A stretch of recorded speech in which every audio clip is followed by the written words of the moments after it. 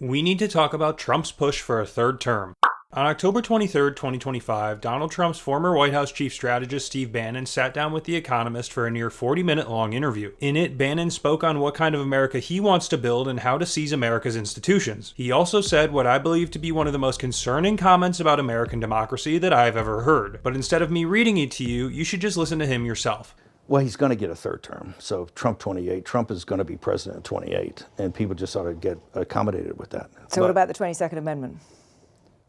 There's many different alternatives. At the appropriate time, we'll lay out what the plan is. But there's a plan, and President Trump will be the president in 28. There's a plan, he says. This is Donald Trump's former White House chief strategist saying that there is a plan to get Donald Trump a third term in 2028, defying the 22nd Amendment of the Constitution of the United States. Bannon also went on to call Trump a quote-unquote vehicle of divine providence and say that, quote, the country needs him to be president of the United States. We have to finish what we started. I don't care if you're left-leaning, right-leaning, liberal, conservative, communist, socialist, whatever. If you're an American who believes in the Constitution, if you are someone who believes in the ideals that this country was founded on, this should concern you deeply. Some have ignored other warning signs. Some have brushed them off or laughed at them. But this is no longer simply about owning the libs. This is an extreme threat to American democracy, and it can no longer be taken lightly. The mask is officially off, and it is inexcusable to support that if you believe in other American ideals. I'm sure I'm going to get a few comments about how I'm fear-mongering and that this is a ridiculous video for me to be making, and to be clear here, that's not the goal at all. In response to that, though, I have to ask the question, can you give me one legitimate reason as to why we shouldn't be taking this seriously? I'm yet to receive a good answer. I'd also like to add that yes, I'm aware that Trump recently said on Air Force One that it's, quote, pretty clear that the 22nd Amendment says he can't run for a third term. To be more specific, he said, quote, I would say that if you read it, it's pretty clear I'm not allowed to run. It's too bad. Some of you may take those comments as confirmation that he and his administration aren't going to try anything. But can we really brush it off so easily after years of talk? In my opinion, there's a reason they keep trying to soft launch this idea, so to speak. But how concerned should we really be? In today's video, that's exactly what we're going to be discussing. I'm not only going to take you through the history of the 22nd Amendment, the very amendment that's in place to prevent something like this from happening, but also a few hypothetical scenarios as to how Trump might try to seize power again in 2028, purely as a thought experiment, but hopefully I don't give him any ideas. Without further ado, let's just get right into it. The history of the 22nd Amendment. Before we talk about what might happen in the future, we first need to understand how we got here. For starters, the 22nd Amendment, the law that limits US presidents to 2 terms, wasn't part of the original Constitution. In fact, for most of American history, there was no official limit at all. The idea started as a tradition, not a law, and it began with George Washington. After serving 2 terms, he voluntarily chose to step down in 1797 and return home to Mount Vernon. His decision became one of the most important precedents in American political history. It signaled that the presidency was not meant to be a lifetime position, and that power in the United States was supposed to change hands peacefully. For nearly a century and a half, every president followed in Washington's footsteps. Thomas Jefferson, James Madison, James Monroe, all of them left office after 2 terms, even when they may have been popular enough to win again. This tradition pretty much held firm until the 1930s, aside from a couple small challenges here and there, when Franklin Delano Roosevelt faced circumstances unlike any other president before him. But before we talk about Roosevelt, I want to take a quick moment to talk about something that directly connects to what this entire video is about: misinformation. Specifically the kind of misinformation that spreads when people start claiming, seriously or not, that Donald Trump could somehow serve a third term. Over the past few weeks, I've seen posts, videos, and even edited clips floating around suggesting that the Constitution technically allows it, or that the 22nd Amendment has workarounds. None of that is true. But what's wild is how easily those claims travel online, often without anyone ever seeing where the information originally came from. That's how I discovered Ground News, who sponsored this video. I've genuinely been using it for a while now, and it's honestly one of the best tools I've found for cutting through that exact kind of noise. Ground News lets you compare how stories are being covered across dozens of outlets, left, right, and center, all in one place. You can instantly see how bias shapes coverage, who's ignoring a story entirely, and how the framing changes depending on the source. For example, let's go back to Steve Bannon's comments about Trump's third term plan that went viral. Ground News is able to show us that this story was covered by over 100 news sources, with 42% of coverage leaning left and 36% of coverage leaning right. However, Ground News is also able to give us a bias comparison and shows us that left-leaning coverage frames Bannon's comments as quote-unquote chilling and a huge crisis, like BuzzFeed states here. Right-leaning coverage, meanwhile, downplays Bannon's Bannon's comments and dismisses critics' comments as a total meltdown over entertaining jokes, as per the coverage by the American Tribune. That's the core of what ground news does. It helps you see beyond the echo chamber. In a world full of information overload, outrage-baiting headlines, and manipulative algorithms that decide what you read, ground news gives you control back. You can track bias, analyze coverage trends, and see blind spots, which are stories one side of the political spectrum isn't even covering at all. If you care about truth and transparency, especially in a political world this chaotic, I truly cannot recommend ground news enough. You can get 40% off the Vantage plan by scanning the QR code on screen right now or visiting ground.news/Stickman. That's ground.news/Stickman for 40% off. You can also find the link in the description or in the pinned comment. Thanks again to Ground News for supporting the channel and for helping all of us make sense of what's real, what's biased, and what's just noise. Anyways, back to FDR, he was dealing with a lot. The country was in the depths of the Great Depression, and by the time his second term had ended, World War II was reshaping the entire world. Many Americans believed changing leaders in such turbulent times would be too dangerous, so they voted him in again, and then they did it again after that. FDR won 4 presidential elections in 1932, 1936, 1940, and 1944, and served over 12 years in office, longer than any president in US history. When Roosevelt died in 1945, that record raised serious questions about the balance of power. Congress began debating whether one person holding the presidency for that long, even through legitimate elections, was healthy for a democracy. So, 6 years later, on February 27, 1951, the 22nd Amendment was ratified. The amendment itself is short, but its meaning is absolute, stating, quote, "No person shall be elected to the office of the president more than twice." It also adds that anyone who serves more than 2 years of another president's term can only be elected once more. The rule was designed to make sure that no one could ever again hold the office of the presidency for longer than about 10 years total. That's the legal foundation. The United States added it deliberately through the constitutional process after Congress proposed it and 3/4 of states voted to approve it. The goal was simple: to preserve the principle that no leader, no matter how popular, should have indefinite control over the presidency. It's also worth understanding how that compares to other nations. In Russia, for instance, Vladimir Putin technically reached his constitutional term limit in 2008. He then served as prime minister for 4 years while another president held the office, before returning to the presidency in 2012. Later in 2020, Russia passed a constitutional amendment that reset his term count entirely, allowing him to remain in power potentially until 2036. Meanwhile, over in China, the presidency once had a 2-term limit as well, but that provision was removed in 2018 under Xi Jinping, effectively allowing him to remain president for life. Quick little sidebar here too, it's important to note that Trump actually praised Xi for this back in 2018, saying during his first term, quote, "He's now president for life,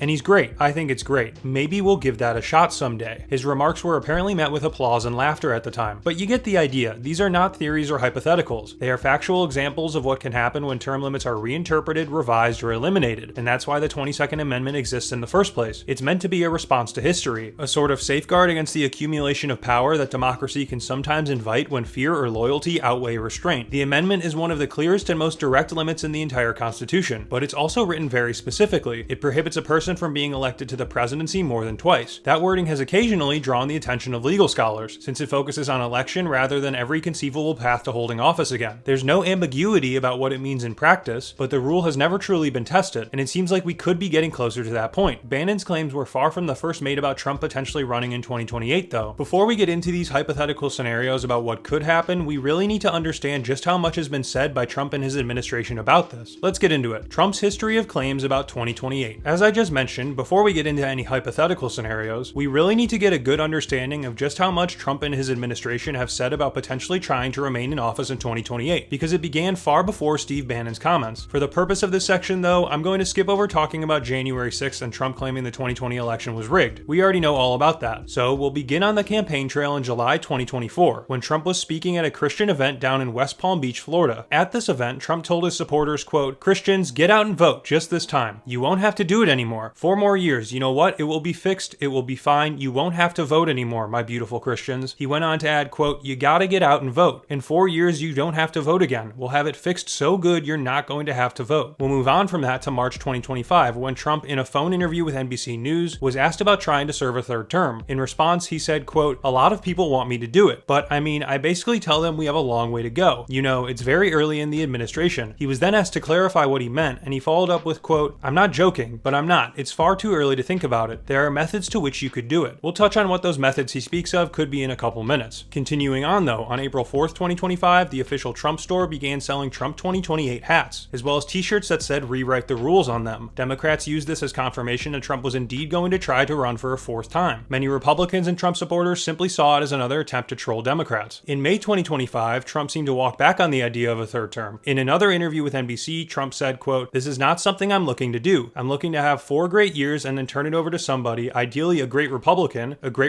to carry it forward." He also said, quote, "I don't know," in response to a question as to whether he was required to follow the Constitution. Going back to the story of the hats, in a late September 2025 meeting with House Minority Leader Hakeem Jeffries, Trump offered Jeffries a Trump 2028 hat, which later became a pretty viral photo. After being offered a hat, Jeffries reportedly turned to Vice President J.D. Vance to ask for his thoughts about the idea of Trump pushing for a third term, to which Vance reportedly replied, quote, "No comment." And finally, this past month, in separate interviews aboard Air Force One, Trump both told reporters that he hadn't really thought about running for a third term, and when he was pressed to elaborate on that, said, quote, "Am I not ruling it out? You'll have to tell me." But Trump isn't the only Republican to chime in on this whole idea either. We've also seen multiple members of Congress get involved. In January of this year, Tennessee Representative Andy Ogles began a push on the House floor to amend the Constitution to allow Trump to run for a third term. The push didn't gain much momentum at the time, but the idea has been introduced. Meanwhile, far more recently, Alabama Senator Tommy Tuberville told reporters that the idea was, quote, "very unlikely, but don't ever close the book on President Trump." More specifically, he said, quote, "You know, if you read the Constitution, it says it's not, but if he says he has some different circumstances that might be able to go around the Constitution, that's up to him. We got a long way to go before that happens." It's also important to note that there's been some pushback from Republicans on the idea as well, most prominently from House Speaker Mike Johnson. Johnson was asked about the idea recently, to which he replied, quote, "It's been a great run, but I think the president knows, and he and I have talked about, the constrictions of the Constitution." He also added that there was no path forward for it. All of this, of course, was in response to Bannon's initial comments. So that's where we're at. But where might we be headed? It's time for an interesting thought experiment, folks. If Trump were to make a true push to remain in office in 2028, what might he and his administration try to do? It's time to find out, beginning with our first scenario. Trump runs as vice president in 2028. Before we get into any of these scenarios, it's important to be very clear here. Everything I'm about to describe would be unconstitutional. I personally don't think any of them would hold up in court, but this is a thought experiment. We're trying to see how the system could be tested, how far someone might try to stretch the rules, and how fragile those rules become when people stop treating them as sacred. So let's start with the first scenario, the vice presidential loophole. Picture this, it's 2028 and Trump's approval rating among his base is still sky high, but after serving 2 full terms, the 22nd Amendment bars him from running for president again. Then comes the announcement. Apparently, Trump won't lead the ticket this time. Instead, he'll join it with J.D. Vance naming Trump as his running mate. Republicans frame it as a unity ticket, one that bridges generations and restores strong leadership. Critics immediately call it unconstitutional. Supporters say it's technically allowed. The legal argument they make is simple in theory. The 22nd Amendment says a person can't be elected president more than twice, but it doesn't say anything about someone serving as president again if they get there by secession. In all honesty, it's a huge stretch, but a few people have argued that the language of the 22nd Amendment leaves just enough ambiguity for the courts to interpret it differently, and Trump himself has acknowledged this theory. When asked about it aboard Air Force One on October 27, 2025, he said, quote, "I'd be allowed to do that, but I wouldn't do that. I think it's too cute. Yeah, I would rule that out because it's too cute. I think the people wouldn't like that. It's too cute. It wouldn't be right." Now, even though he called it too cute, he didn't dispute the idea that it might technically be allowed, and that's where the real tension lies, because while the 22nd Amendment focuses on being elected, the 12th Amendment says, quote, "No person constitutionally ineligible to the office of the president shall be eligible to that of vice president." Most constitutional experts interpret that to mean that this plan wouldn't fly and that being ineligible for the presidency automatically makes you ineligible for the vice presidency as well. But in a 2028 political environment where Trump's influence dominates the Republican Party, imagine the legal chaos if a ticket with Trump on it actually won. If we somehow got to that point, multiple states would refuse to certify their electors, lawsuits would flood the courts, and the Supreme Court would almost certainly be forced to intervene before inauguration. Some states would definitely try to bar Trump's name from the ballot entirely. The whole election would turn into a knife fight. So the odds of this actually succeeding are probably extremely low. The 12th Amendment's wording and 2 centuries of precedent make it almost impossible. But the point isn't really the odds here, it's the fact that this idea even exists. A president staying in power through a technicality might sound like a thought experiment now, but every constitutional crisis starts with someone deciding that the rules are optional. So with that in mind, let's move into our second possible scenario. Trump declares war to remain in power. Next up, let's talk about the wartime or national emergency scenario. Again, this is just a thought experiment, but here's the basic idea. Trump could try to create or amplify a security crisis, call it a quote-unquote national emergency, and then argue that normal election procedures should be paused, delayed, or altered because of said emergency. The claim would be that holding an election under such conditions is impractical or dangerous, and these extraordinary measures would be justified to protect the nation. This isn't just abstract, though. In 2025, we've already seen the US carry out strikes on vessels the administration said were linked to drug trafficking in and around Venezuela, and the White House has publicly discussed identifying military targets and even the possibility of further strikes or land operations in Venezuela. I mean, mean, there's literally a bounty out on Nicolas Maduro's head right now. Those operations and the administration's public statements about them are part of a broader escalation targeting regional drug traffickers. So you can see the hypothetical playbook unfolding here. First, you launch or escalate a cross-border campaign against transnational criminal networks, emphasize a deteriorating security situation at home and abroad, declare a national emergency, and argue that the extraordinary circumstances justify pausing or changing ordinary electoral mechanics. It is the same sort of logic authoritarian governments have used elsewhere in the world to delay transitions of power. But here's the constitutional reality that makes this route a non-starter in the United States. First, the Constitution and federal law fix the timing of elections and terms. Congress has set Election Day by statute as the Tuesday after the first Monday in November, and the 20th Amendment fixes the end of presidential terms at noon on January 20th. A president does not have unilateral authority to postpone or nullify those dates. Second, even in a declared national emergency, the president does not have a constitutional power to extend his own term beyond January 20th or to cancel elections. The emergency powers that do exist are aimed at mobilizing resources and responding to crises. They do not confer the power to rewrite the Constitution. Any attempt to do so would trigger immediate legal challenges and a constitutional crisis. Courts, Congress, state election officials, and civil institutions would all be involved at once. Third, the recent operations themselves show how fraught and visible this path would be. Military strikes, covert actions, or cross-border operations against Venezuela or cartel targets create both international and domestic blowback, generate legal questions under international law, and risk escalation. Using such operations as cover to interfere with elections would invite a constitutional and political response from Congress, the judiciary, state officials, and the general public. So what would actually happen if the Trump administration tried this? Well, you could expect simultaneous and immediate pushback, lawsuits from states and civil groups, emergency appeals to federal courts, congressional investigations and votes, massive public protests, pushes by states to defend ballot access, and pressure on the military and DOJ to refuse unlawful orders. In short, institutions would be mobilized to stop the president from using war or an emergency as a cover to negate elections. My bottom line estimate on this specific scenario is this: could an administration manufacture or amplify a crisis? Yes. The Trump administration can and already has escalated operations in the region. Could that be used as a rhetorical cover to push for extraordinary measures? Also yes, in the short term. But could it succeed in legally postponing elections or keeping a president in power beyond the Constitution? Practically speaking, almost certainly not. The combination of constitutional text, statutory law, state officials, the courts, and political cost makes success extremely unlikely. So with that out of the way, let's get into our final scenario for today. Trump manipulates the election process. For our third and final scenario, let's look at something quieter, but in many ways more realistic, a constitutional fight that takes place through the states themselves. Picture the 2028 election again. It doesn't really matter who it's between for this scenario, but the race is close, maybe a few thousand votes apart in swing states that decide everything. Trump is still the most influential figure in Republican politics. Within hours of polls closing, social media fills with claims of irregularities and broken machines. Familiar language starts spreading again about ballot dumps and rigged counts. Then it happens. Multiple Republican-controlled legislatures in places like Arizona, Wisconsin, and Georgia announced that they are launching investigations into the results. They claim that election officials certified the vote too quickly or that illegal ballots were counted. Within days, they announced their intention to send an alternate slate of electors to Washington, D.C., arguing that the results in their states cannot be trusted. We've actually already seen a version of this. After the 2020 election, groups of Trump allies in 7 states, Arizona, Georgia, Michigan, Nevada, New Mexico, Pennsylvania, and Wisconsin, sent false certificates of electors to Congress. Those documents were rejected, but they revealed a vulnerability in the system, showing that anyone with political cover could try to create competing slates of votes. Now imagine that strategy coming not from activists, but from sitting legislatures. The constitutional justification would come from Article 2, Section 1, which says that each state shall appoint electors, quote, in such manner as the legislature thereof may direct. The argument would be that the vote had been compromised, and the legislature had the right to step in and protect the state's electoral votes. And of course, Trump, still being extremely influential, would approve of all of this. That move would throw the country into chaos almost instantly. 2 sets of electors would go to Washington, one certified by the state's election officials and another chosen by the legislature. Congress would have to decide which set to count. If the House and Senate were controlled by different parties, the standoff could paralyze the certification process. Under the 20th Amendment, the president's term ends at noon on January 20th. If there were still no certified winner by that point, the Presidential Succession Act would make the Speaker of the House the acting president until the dispute was resolved. That's the legal safeguard here, but politically it would be a disaster. So could this plan actually work? Not lawfully, obviously. Congress actually passed the Electoral Count Reform Act in 2022 to prevent this kind of maneuver. It clarifies that governors, not legislatures, are responsible for certifying electors. But in a deeply polarized country, legality and political reality do not always move at the same speed. Legislatures could delay certification, file lawsuits, and generate so much confusion that the system stalls entirely. The odds of this working are low, but history shows that even small chances can become real when people decide that the rules are flexible, and that is what makes this third scenario so so dangerous. It would not break the Constitution in one moment. It would bleed it out slowly, one procedural challenge at a time. Where things may go from here. In all honesty, I have no idea where things go from here. It feels like things are constantly changing and constantly evolving, and that makes it truly impossible to predict what could happen next. Do I truly believe any of the scenarios I just presented are likely? Honestly, probably not. Given what we've heard recently from other Republicans and even Trump himself on 2028 prospects, I don't personally see anything I presented today as super likely, but that also doesn't mean it's guaranteed to not happen. This was just meant to be a thought experiment based on the dangerous rhetoric we've heard from people like Steve Bannon, Andy Ogles, and even Trump himself on certain occasions. But that's all I've got for today's video. If you enjoyed or learned something new, please feel free to like and subscribe. More videos coming soon. If you haven't had the chance to, feel free to check out my Substack as well, which I'll link down below in the description. I do weekly newsletters over there about news you may have missed that are free for everyone to read. They go live each Friday. If you're interested in learning more about anything I talked about today, all of my sources are linked down below as well. I'd highly recommend checking them out, as they may shine some more light on the ideas that I discussed. Thank you so much for watching and for all your continued support. I really appreciate it. Hope I see you next time. Take care.